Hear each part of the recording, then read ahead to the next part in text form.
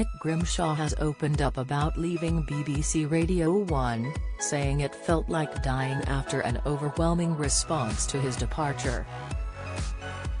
The broadcaster, 38, made the decision to leave his popular post in August 2021, bringing to an end his 14-year career with the company.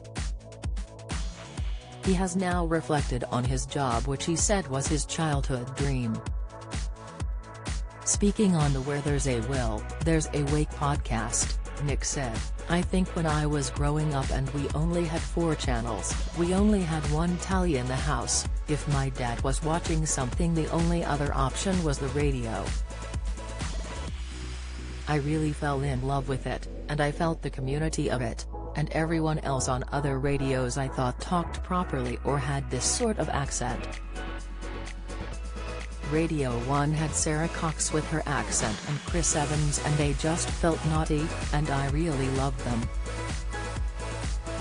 Nick's first role at the BBC came in 2007 when he was tasked with hosting BBC Two youth music show Sound alongside DJ Annie Mac.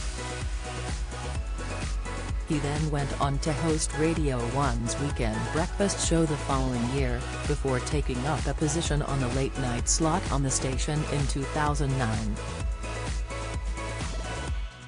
The radio DJ, who was raised in Royton, Oldham, then took over Chris Moyle's breakfast show at the age of 27 in 2012. By 2018, he had become the second longest-running host of the Radio 1 breakfast show, overtaking Tony Blackburn. However, he soon moved to a role on the drive time program up until his departure aged 37. He continued, "I was there for 14 years. A lot of life happens in that time and a lot of changes. Your friends start getting married and having kids, and you're so different from 23 to 37. So, when I left, it did feel huge. It felt seismic that I left in terms of having accomplished my dream, which was weird anyway, and then it was done, so that was even weirder." He added, "It was like dying a bit, because everyone sort of gave you an obituary and everyone posted like you were dead. Everyone sent you flowers, and then your family would say things to you and your friends would say things to you that they'd never said before, so it actually was like dying. But you weren't dead, so you could enjoy the obituaries and the flowers." He revealed that he had always had a sense of doubt in his role, wondering if people listen to the show and, if they do, whether or not they laugh at his comments. He revealed it was only on his last day when he started to think maybe people do like me on the radio.